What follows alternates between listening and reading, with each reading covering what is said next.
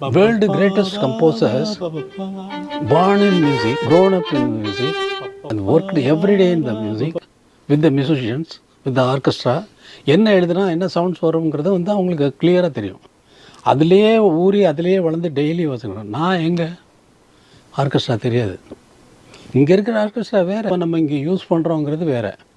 ஆனால் அந்த இன்ஸ்ட்ருமெண்ட்டுக்கு எழுதணுங்கிறப்ப அந்த விதிமுறைகளும் சரி. இப்போ சி எழுதுனேன்னா அந்த இன்ஸ்ட்ருமெண்ட் பர்டிகுலர் இன்ஸ்ட்ருமெண்ட் வாய்ச்சா அது வேறு நோட்டாக இருக்கும். இன்ஸ்ட்ருமெண்டேஷன் வந்து தனி வேறு. சி எழுதுனா டி கேட்கும், சி எழுதுனா பி ஃப்ளாட் கேட்கும்.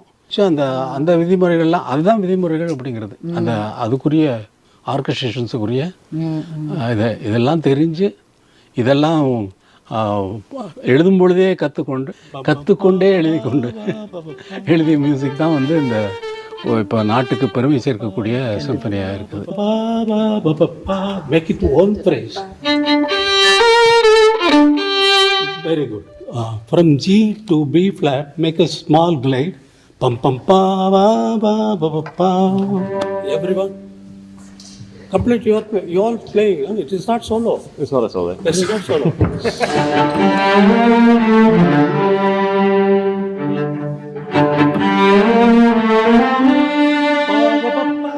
இந்த மியூசிக்கெல்லாம் ப்ளேஸ் பண்ணியிருக்கேன். 85 பேர் அவங்க சீட்டில் உட்காந்துருக்காங்க. கரெக்டாக 10 o'clock ரெக்கார்டிங் ஸ்டார்ட் ஆகுதுன்னா 9:55 க்ளீனாக எல்லோரும் சீட்டில் இருப்பாங்க.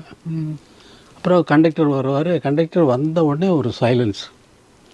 ஒருத்தரும் எதுவும் இருக்காது. கை எல்லாம் பொசிஷனில் இருப்பாங்க. இவர் கையை தூக்கிட்டார்னா அங்கே ஒரு சைலன்ஸு. அது அடி வைத்து கலக்கிற சைலன்ஸு. வாட்ச ஆரம்பித்தாங்கன்னா at a stretch 15 minutes music first moment. இவர் கை காட்டினார், கண்டினியூஸாக வாட்சிட்டே போகிறாங்க. தவறு அங்கங்கே வருது, அதெல்லாம் கண்டுக்கல அவர். எல்லாம் போயிட்டு 15 minutes முடிச்சுட்டாங்க. அட் அ ஸ்ட்ரெச் வாட்ச் முடிச்சிட்டாங்க. எல்லோரும் கிளாப் பண்ணோம். அதுக்கப்புறம் வந்து கண்டக்டர் வந்து you played this bar wrong note, it is not a correct note. அப்புறம் வந்து அந்த கரெக்ஷன்ஸ் எல்லாம் நடக்குது.